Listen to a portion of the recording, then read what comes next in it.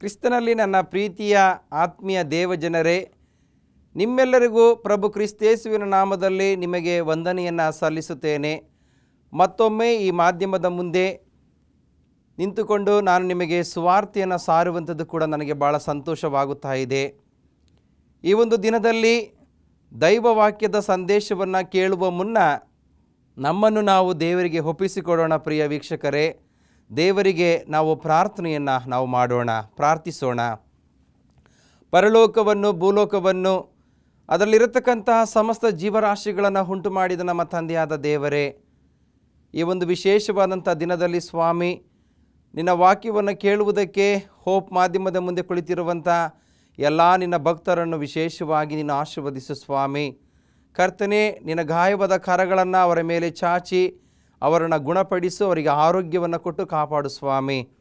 ಈ ಒಂದು ದಿನದಲ್ಲಿ ವಾಕ್ಯದ ಸಂದೇಶದ ಮೂಲಕವಾಗಿ ಪ್ರತಿಯೊಬ್ಬರೂ ಆರೋಗ್ಯವಂತರಾಗಿ ನಿನ್ನ ಬಲವನ್ನು, ನಿನ್ನ ಶಕ್ತಿಯನ್ನು ಪಡೆದುಕೊಳ್ಳುವಂಥ ಆ ಕೃಪೆಯನ್ನು ಪ್ರತಿಯೊಬ್ಬರಿಗೂ ದಯಪಾಲಿಸಿಕೊಡಬೇಕೆಂಬುದಾಗಿ ಯೇಸುವಿನ ಅತಿ ಉನ್ನತವಾದಂಥ ನಾಮದಲ್ಲಿ ಸ್ತೋತ್ರ ಮಾಡಿ ಪ್ರಾರ್ಥಿಸಿ ಬೇಡಿ ಹೊಂದಿದ್ದೇವೆ ನಮ್ಮ ಜೀವವುಳ್ಳ ತಂದೆಯೇ, ಆಮೇನ್.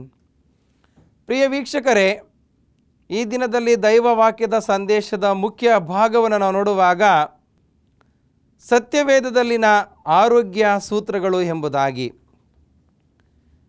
ಹೆಲ್ತ್ ಟಿಪ್ಸ್ ಇನ್ ಬೈಬಲ್, ಸತ್ಯವೇದದಲ್ಲಿ ಆರೋಗ್ಯ ಸೂತ್ರಗಳು.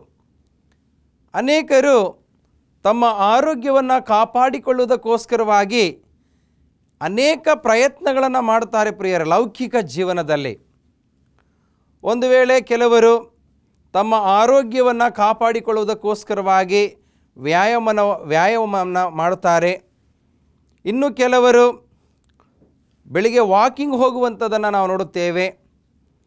ಇನ್ನು ಕೆಲವರು ಜಿಮ್ಗಳಿಗೆ ಹೋಗಿ ತಮ್ಮ ದೇಹವನ್ನು ಸರಿಯಾದಂಥ ರೀತಿಯಲ್ಲಿ ಸಮತೋಲನದಲ್ಲಿ ಕಾಪಾಡಿಕೊಳ್ಳುವಂಥದ್ದನ್ನು ನೋಡುತ್ತೇವೆ. ಹೀಗೆ ಅನೇಕರು ಮಿತವ್ಯಯವಾದಂಥ ಆಹಾರಗಳನ್ನು ಸೇವಿಸುವುದರ ಮೂಲಕವಾಗಿ ತಮ್ಮ ಆರೋಗ್ಯವನ್ನು ಕಾಪಾಡಿಕೊಳ್ಳುವಂಥದ್ದನ್ನು ನಾವು ನೋಡುತ್ತಾ ಇದ್ದೇವೆ. ಅನೇಕ ಮಾಧ್ಯಮಗಳ ಮೂಲಕವಾಗಿ ಆರೋಗ್ಯದ ಕುರಿತು ಎಚ್ಚರಿಕೆಯನ್ನು ನೀಡುವಂಥದ್ದನ್ನು ನಾವು ನೋಡುತ್ತೇವೆ. ಆದರೆ ಸತ್ಯವೇದದಲ್ಲಿ ಆರೋಗ್ಯದ ಕುರಿತು ನಾವೇನು ಮಾಡಬೇಕಾಗಿದೆ? ನಾವು ನೋಡುತ್ತೇವೆ, ಆರೋಗ್ಯವೇ ಭಾಗ್ಯ ಎಂಬುದಾಗಿ ನಮ್ಮ ಇಂದಿನ ಪೂರ್ವಿಕರು ಹೇಳಿದಂಥ ಮಾತುಗಳು ನಮ್ಮ ಜ್ಞಾಪಕಕ್ಕೆ ಬರುತ್ತದೆ ಪ್ರಿಯರೇ. ನಾವು ಆರೋಗ್ಯವಂತರಾಗಿ ನಾವು ಜೀವಿಸಬೇಕಾದರೆ ಸತ್ಯವೇದದಲ್ಲಿ ಕೆಲವು ಸೂತ್ರಗಳು ಯಾವ ರೀತಿಯಲ್ಲಿ ನಮಗೆ ಕೊಡಲ್ಪಡುತ್ತದೆ. ಖಂಡಿತವಾಗಿಯೂ ಆ ಸತ್ಯವೇದದ ಸೂತ್ರಗಳನ್ನು ನಾವು ಅನುಸರಿಸಿ ನಡೆಯುವುದಾದರೆ ನಾವು ಖಂಡಿತವಾಗಿಯೂ ಆರೋಗ್ಯವಂತರಾಗಿ ಜೀವಿಸುವುದಕ್ಕೆ ಸಾಧ್ಯನಾ ಅನ್ನುವಂಥ ಒಂದು ಪ್ರಶ್ನೆ ಒಂದು ವೇಳೆ ಪ್ರಿಯ ವೀಕ್ಷಕರೇ ನಿಮ್ಮಲ್ಲಿ ಬರಬಹುದು. ಪಾಸ್ಟರ್, ಇದೇನಪ್ಪ ಇಂಥ ಸೂತ್ರಗಳನ್ನು ಸತ್ಯವೇದದಲ್ಲಿ ಹೇಳ್ತಾರಾ ಎಂಬುದಾಗಿ. ಖಂಡಿತವಾಗಿಯೂ ಸತ್ಯವೇದದಲ್ಲಿ ಆರೋಗ್ಯದ ಬಗ್ಗೆ ತಂದೆಯಾದ ದೇವರು ಪ್ರವಾದಿಗಳ ಮೂಲಕವಾಗಿ ಕೆಲವು ಸೂತ್ರಗಳನ್ನು ವಾಕ್ಯದ ಮೂಲಕವಾಗಿ ತಿಳಿಸಿಕೊಟ್ಟಿರುವಂಥದ್ದನ್ನು ನಾವು ನೋಡುತ್ತೇವೆ. ಇದಕ್ಕೆ ಆಧಾರಿತವಾದಂಥ ವಾಕ್ಯ ವಿಮೋಚನಕಾಂಡ 15ನೇ ಅಧ್ಯಾಯ 26ನೇ ವಚನವನ್ನು ನಾವು ಓದುವಾಗ ಅಲ್ಲಿ ಈ ರೀತಿಯಾಗಿ ಬರೆಯಲ್ಪಟ್ಟಿದೆ ಪ್ರಿಯರೇ. ಅದನ್ನು ನಾವು ಓದೋಣ. ನೀವು ನಿಮ್ಮ ದೇವರಾದ ಯೆಹೋವನ ಮಾತನ್ನು ಶ್ರದ್ಧೆಯಿಂದ ಕೇಳಿ ಆತನ ದೃಷ್ಟಿಗೆ ಸರಿಬೀಳುವುದನ್ನು ಮಾಡಿ ಆತನ ಆಜ್ಞೆಗಳಿಗೆ ವಿಧೇಯರಾಗಿದ್ದು ಆತನ ಕಟ್ಟಳೆಗಳನ್ನೆಲ್ಲ ಅನುಸರಿಸಿ ನಡೆದರೆ ನಾನು ಐಗುಪ್ತರಿಗೆ ಉಂಟು ಮಾಡಿದ ವ್ಯಾಧಿಗಳಲ್ಲಿ ಒಂದನ್ನು ನಿಮಗೆ ಬರಗೊಡಿಸುವುದಿಲ್ಲ. ಯೆಹೋವನೆಂಬ ನಾನೇ ನಿಮಗೆ ಆರೋಗ್ಯದಾಯಕನಾಗಿದ್ದೇನೆ. ಬಹಳ ಅದ್ಭುತವಾದಂಥ ವಾಕ್ಯ ಅಲ್ಲ ಪ್ರಿಯರೇ? ಯೆಹೋವನೆಂಬ ನಾನೇ ನಿಮಗೆ ಆರೋಗ್ಯದಾಯಕನಾಗಿದ್ದೇನೆ.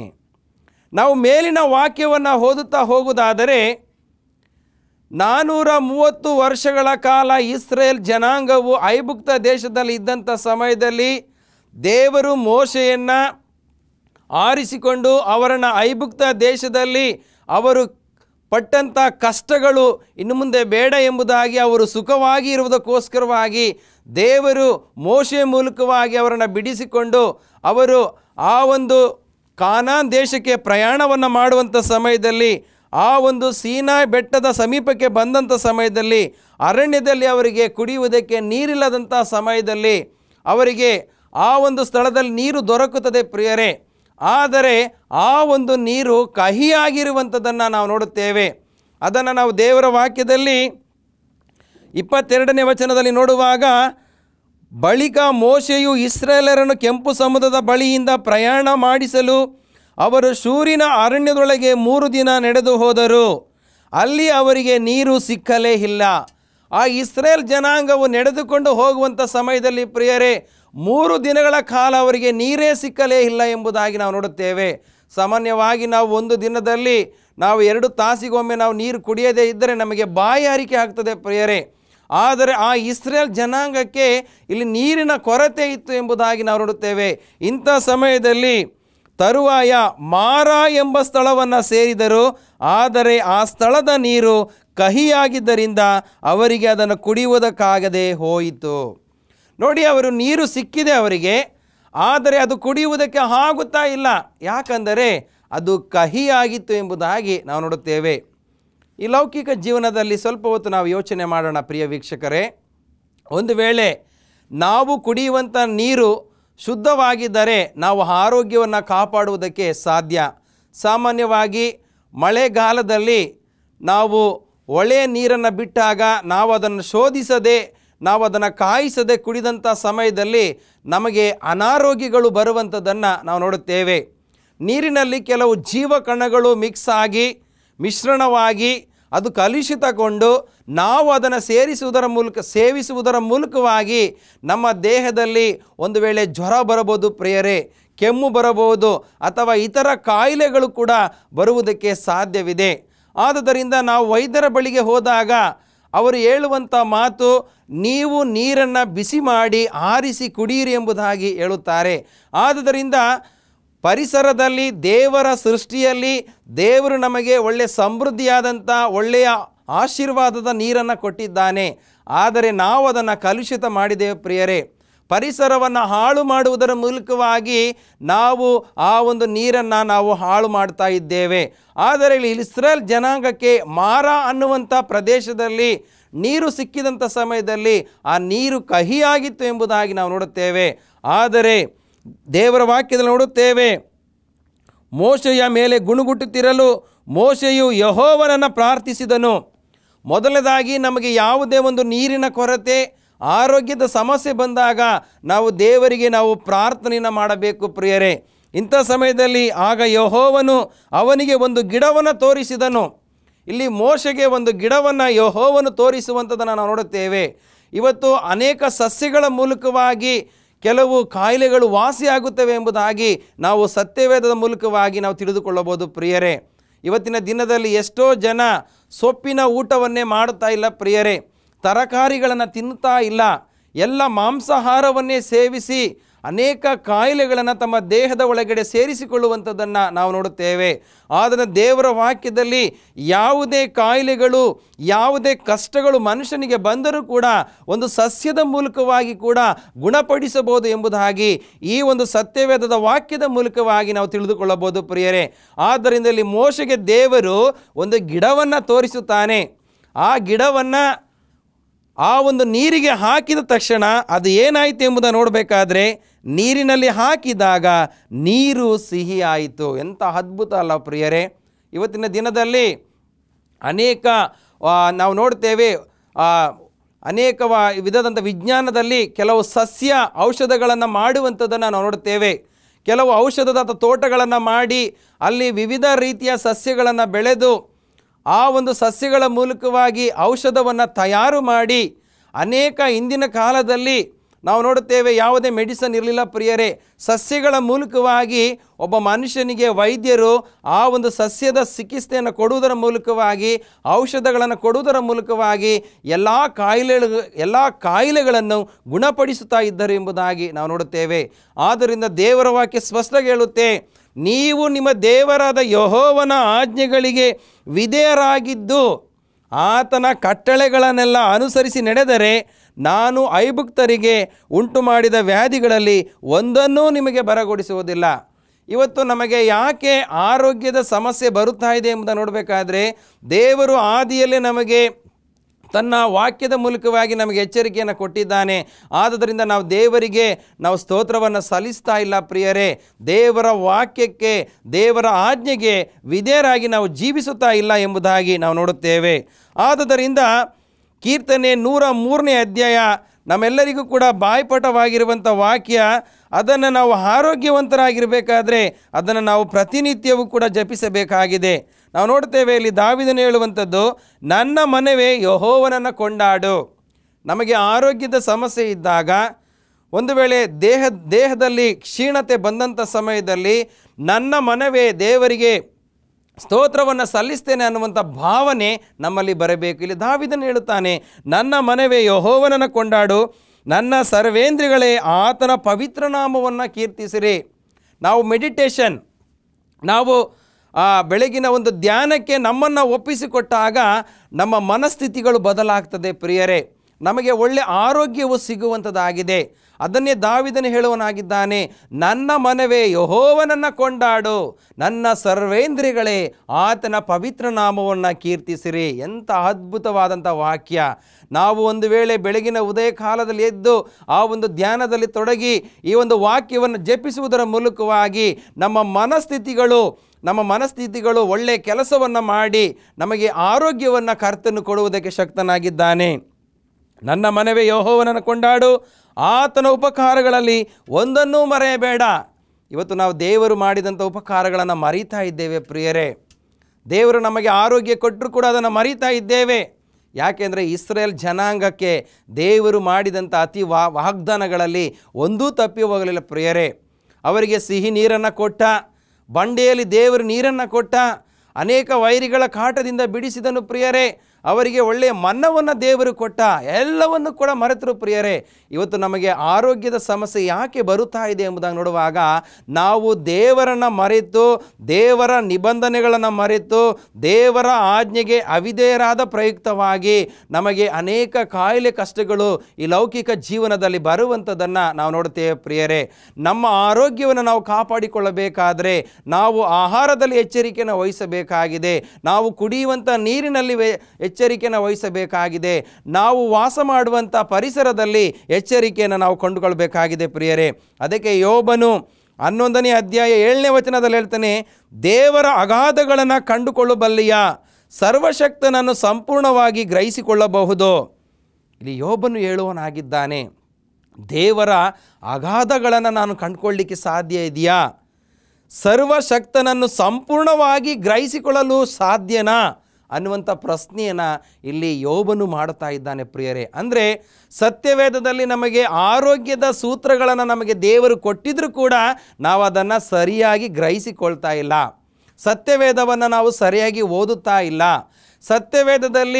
ಸತ್ಯವೇದವನ್ನು ಓದುವುದರ ಮೂಲಕವಾಗಿ ನಾವು ಆರೋಗ್ಯವಂತರಾಗಿ ಜೀವಿಸಲು ಸಾಧ್ಯ ಎಂಬುದಾಗಿ ನಾವು ನೋಡುತ್ತೇವೆ. ಆದುದರಿಂದ ಇಸ್ರೇಲ್ ಜನಾಂಗಕ್ಕೆ ದೇವರು ಕಹಿಯಾದ ನೀರನ್ನು ಕೊಟ್ಟ ಹಾಗೆ ಕೂಡ ಒಂದು ಗಿಡವನ್ನು ಹಾಕಿದ ಪ್ರಯುಕ್ತವಾಗಿ ಮೋಶೆ ಆ ಒಂದು ಗಿಡವನ್ನು ಹಾಕಿದ ತಕ್ಷಣ ಆ ಒಂದು ನೀರು ಸಿಹಿ ಆಯಿತು ಎಂಬುದಾಗಿ ನಾವು ನೋಡುತ್ತೇವೆ.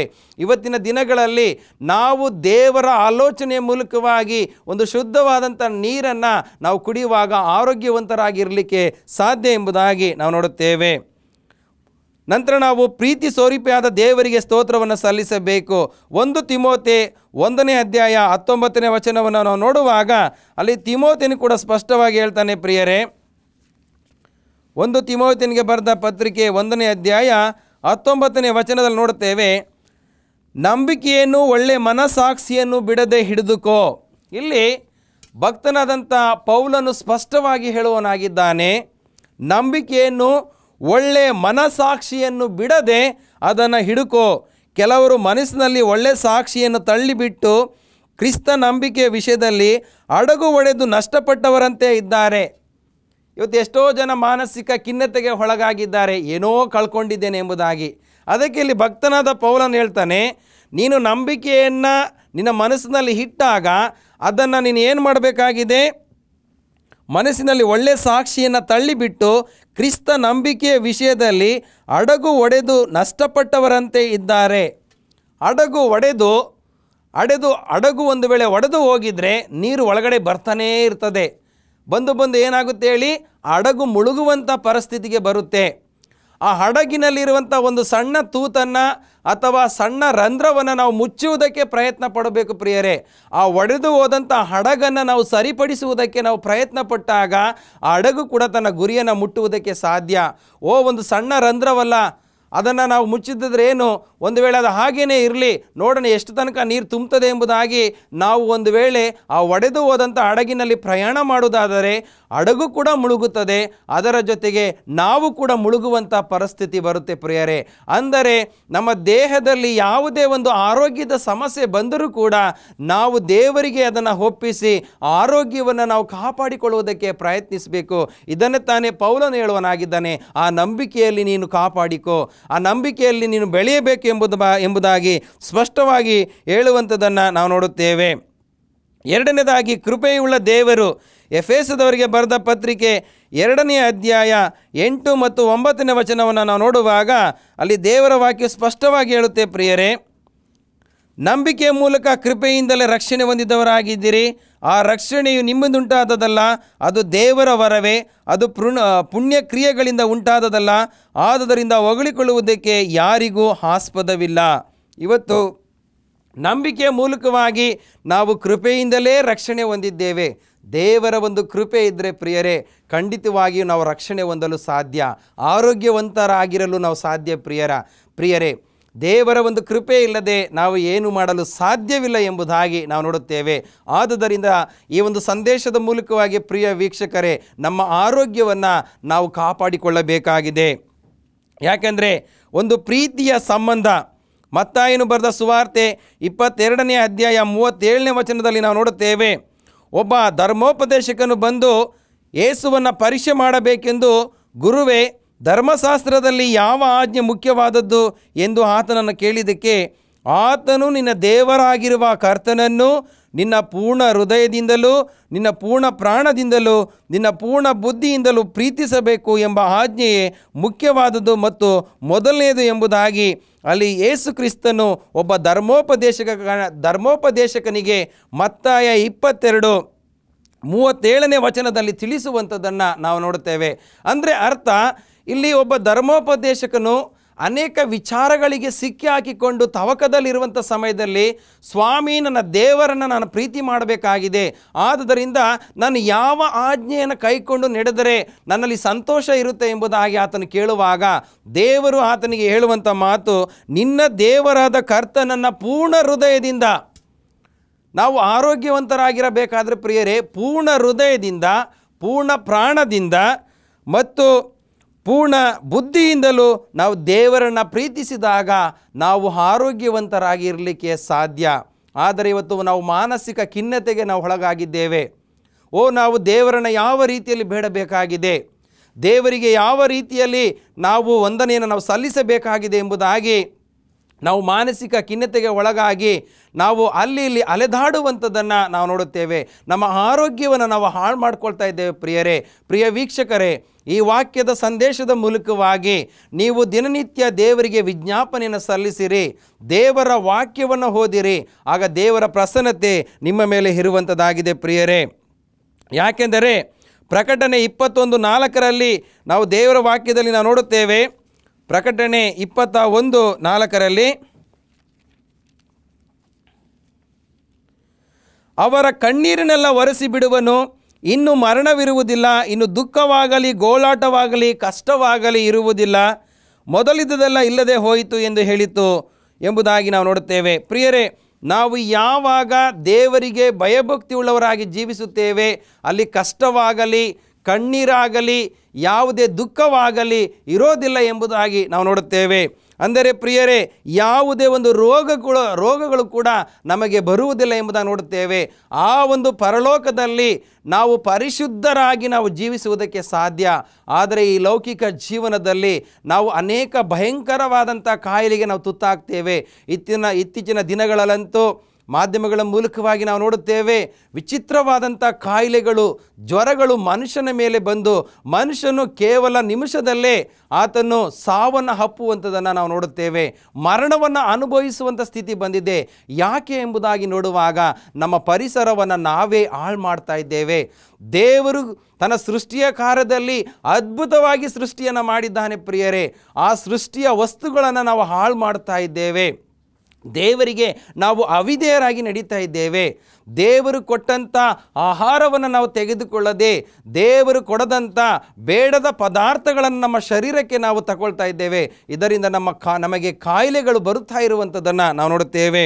ಆದುದರಿಂದ ಭಕ್ತನಾದಂಥ ಪೌಲನು ರೋಮಾಪುರದವರಿಗೆ ಬರೆದ ಪತ್ರಿಕೆ 12:1 ಸ್ಪಷ್ಟವಾಗಿ ಹೇಳುವನಾಗಿದ್ದಾನೆ ಪ್ರಿಯರೇ. ಅದನ್ನು ನಾವು ಓದೋಣ. ಪೌಲನು ರೋಮಾಪುರದವರಿಗೆ ಬರೆದಂಥ ಪತ್ರಿಕೆ 12ನೇ ಅಧ್ಯಾಯದಲ್ಲಿ ದೇವರ ವಾಕ್ಯವು ಸ್ಪಷ್ಟವಾಗಿ ಹೇಳುತ್ತದೆ, ಆದುದರಿಂದ ಸಹೋದರರೇ, ದೇವರ ಕನಿಕರವನ್ನು ನಿಮ್ಮ ನೆನಪಿಗೆ ತಂದು ನಿಮ್ಮನ್ನು ಬೇಡಿಕೊಳ್ಳುವುದೇನೆಂದರೆ, ಇಲ್ಲಿ ಭಕ್ತನಾದ ಪೌಲನು ರೋಮಾಪುರ ಸಭೆಗೆ ಸ್ಪಷ್ಟವಾಗಿ ಹೇಳ್ತಾ ಇದ್ದಾನೆ, ನಾನು ನಿಮ್ಮನ್ನು ಬೇಡಿಕೊಳ್ಳುವುದೇನೆಂದರೆ, ನೀವು ನಿಮ್ಮ ದೇಹಗಳನ್ನು ದೇವರಿಗೆ ಮೀಸಲಾಗಿಯೂ ಮೆಚ್ಚುಗೆಯಾಗಿ ಇರುವ ಸಜೀವ ಯಜ್ಞವಾಗಿ ಅರ್ಪಿಸಿರಿ. ನಾವು ಯಾವಾಗ ನಮ್ಮ ಹೃದಯಗಳನ್ನು ದೇವರಿಗೆ ಸಜೀವ ಯಜ್ಞವಾಗಿ ಅರ್ಪಿಸುತ್ತೇವೆ, ಇದೇ ದೇವರಿಗೆ ಮೆಚ್ಚುಗೆ ಆಗುವಂಥ ಆರಾಧನೆ ಪ್ರಿಯರೇ. ನಮ್ಮ ಹೃದಯಗಳನ್ನು ನಾವು ಇವತ್ತು ಯಾರಿಗೆ ಅರ್ಪಿಸ್ತಾ ಇದ್ದೇವೆ? ಬೇಡದ ವಸ್ತುಗಳಿಗೆ ಅರ್ಪಿಸ್ತಾ ಇದ್ದೇವೆ. ತಂಬಾಕನ್ನು ಸೇವನೆ ಮಾಡುವುದರ ಮೂಲಕವಾಗಿ, ಮದ್ಯಪಾನ ಮಾಡುವುದರ ಮೂಲಕವಾಗಿ, ಅನೇಕ ಅಸಹ್ಯವಾದ ಕೆಟ್ಟ ಆಲೋಚನೆಗಳನ್ನು ಮಾಡುವುದರ ಮೂಲಕವಾಗಿ ನಮ್ಮ ಮನಸ್ಥಿತಿಗಳನ್ನು ಹಾಳು ಮಾಡ್ಕೊಳ್ತಾ ಇದ್ದೇವೆ ಪ್ರಿಯರೇ. ದೇವರ ವಾಕ್ಯ ಸ್ಪಷ್ಟ ಹೇಳುತ್ತೆ, ನಿಮ್ಮ ದೇಹಗಳನ್ನು ದೇವರಿಗೆ ಮೀಸಲಾಗಿಯೂ ಮೆಚ್ಚುಗೆಯಾಗಿಯೂ ಸಜೀವ ಯಜ್ಞವಾಗಿ ಅರ್ಪಿಸಿರಿ. ಇದೇ ನಿಮ್ಮ ವಿವೇಕಪೂರ್ವಕವಾದಂಥ ಆರಾಧನೆ ಎಂಬುದಾಗಿ ನಾವು ನೋಡ್ತೇವೆ. ಕೊನೆಯದಾಗಿ ಒಂದು ವಾಕ್ಯವನ್ನು ಓದೋಣ. ರೋಮಾಯ 7:24 ದೇವರ ವಾಕ್ಯವು ಸ್ಪಷ್ಟವಾಗಿ ಹೇಳುತ್ತೆ ಪ್ರಿಯರೇ, ಅಯ್ಯೋ, ನಾನು ಎಂಥ ದುರವಸ್ಥೆಯಲ್ಲಿ ಬಿದ್ದ ಮನುಷ್ಯನು, ಇಂಥ ಮರಣಕ್ಕೆ ಒಳಗಾಗದ ಈ ದೇಹದಿಂದ ನನ್ನನ್ನು ಬಿಡಿಸುವವರು ಯಾರು? ಬಿಡಿಸುವವನು ಇದ್ದಾನೆಂಬುದಕ್ಕಾಗಿ ನಮ್ಮ ಕರ್ತನಾದ ಯೇಸು ಕ್ರಿಸ್ತನ ಮೂಲಕ ದೇವರಿಗೆ ಸ್ತೋತ್ರ ಎಂಬುದಾಗಿ ಪೌಲನು ಹೇಳುವಂಥದ್ದು ನೋಡುತ್ತೇವೆ. ಎಂಥ ದುರಾವಸ್ಥೆಯಲ್ಲಿ ಬಿದ್ದ ಮನುಷ್ಯನು, ಇಂಥ ಕಷ್ಟದಿಂದ ನನ್ನನ್ನು ಬಿಡಿಸುವವರು ಯಾರು? ಒಬ್ಬನಿದ್ದಾನೆ, ಆತನು ಕ್ರಿಸ್ತನು ಎಂಬುದಾಗಿ. ಹೌದು ಪ್ರಿಯರೇ, ನೀವು ಕ್ರಿಸ್ತನ ಪಾದದ ಬಳಿಗೆ ಬಂದು ಒಂದು ವೇಳೆ ಆರೋಗ್ಯದ ಸಮಸ್ಯೆ ಇದ್ದರೆ ನೀವು ಸತ್ಯವೇದವನ್ನು ಓದಿರಿ, ದೇವರಿಗೆ ನಿಮ್ಮ ಹೃದಯವನ್ನು ಅರ್ಪಿಸಿರಿ. ದೇವರ ವಾಕ್ಯವನ್ನು ಓದುವಾಗ ವಿಮೋಚನ ಕಾಂಡ 15ನೇ ಅಧ್ಯಾಯ 26ನೇ ವಾಕ್ಯವನ್ನು ಮತ್ತೊಮ್ಮೆ ನೀವು ಓದಿ ಅರ್ಥವನ್ನು ತಿಳಿದುಕೊಳ್ಳುವುದಾದರೆ ದೇವರು ನಿಮಗೆ ಆರೋಗ್ಯದಾಯಕನಾಗಿದ್ದುಕೊಂಡು ನಿಮ್ಮ ಕುಟುಂಬದಲ್ಲಿ ಆರೋಗ್ಯವನ್ನು ದಯಪಾಲಿಸಿಕೊಡುವನಾಗಿದ್ದಾನೆ. ಈ ವಾಕ್ಯದ ಮೂಲಕವಾಗಿ ದೇವರು ನಿಮ್ಮನ್ನು, ನಿಮ್ಮ ಕುಟುಂಬವನ್ನು ಆರೋಗ್ಯವಂತರನ್ನಾಗಿ ಇರಿಸಲಿ ಎಂಬುದೇ ನನ್ನ ಪ್ರಾರ್ಥನೆಯಾಗಿದೆ. ದೇವರ ವಾಕ್ಯವನ್ನು ಆಶೀರ್ವದಿಸಲಿ. ಆಮೇನ್. ಪ್ರಾರ್ಥನೆ ಮಾಡೋಣ. ಜೀವಸ್ವರೂಪನಾದ ದೇವರೇ, ಪ್ರತಿಯೊಬ್ಬರು ನಿನ್ನ ಆಜ್ಞೆಗಳಿಗೆ ವಿಧೇಯರಾಗಿ ಕೇಳಿದಂಥ ಸಂದೇಶದಲ್ಲಿ ತಮ್ಮ ದೇಹಗಳನ್ನು ನಿನಗೆ ಮೀಸಲಾಗಿ ಮೆಚ್ಚುಗೆಯಾಗಿ ಸಜೀವ ಯಜ್ಞವಾಗಿ ಅರ್ಪಿಸಿ ಅವರು ಆರೋಗ್ಯವಂತರಾಗಿರುವಂಥ ಕೃಪೆಯನ್ನು ದಯಪಾಲಿಸಿಕೊಡು ಸ್ವಾಮಿ. ಒಂದು ವೇಳೆ ಕುಟುಂಬದಲ್ಲಿ ಆರೋಗ್ಯದ ಸಮಸ್ಯೆ ಇರಬಹುದು ಕರ್ತನೆ, ವಿಚಿತ್ರವಾದಂಥ ಕಾಯಿಲೆಗಳು ಅವರನ್ನು ಆವರಿಸಿರಬಹುದು ಸ್ವಾಮಿ. ನಿನ್ನ ಪವಿತ್ರಾತ್ಮನ ಬಲದಿಂದ ಅವರಿಗೆ ಆರೋಗ್ಯವನ್ನು ಕೊಟ್ಟು ಅವರನ್ನು ಕಾಪಾಡಿಕೊಂಡು ಬರಬೇಕೆಂಬುದಾಗಿ ಯೇಸುವಿನ ಅತಿ ಪರಿಶುದ್ಧವಾದ ನಾಮದಲ್ಲಿ ಪ್ರಾರ್ಥಿಸುತ್ತೇವೆ ನಮ್ಮ ತಂದೆಯೇ. ಆಮೇನ್.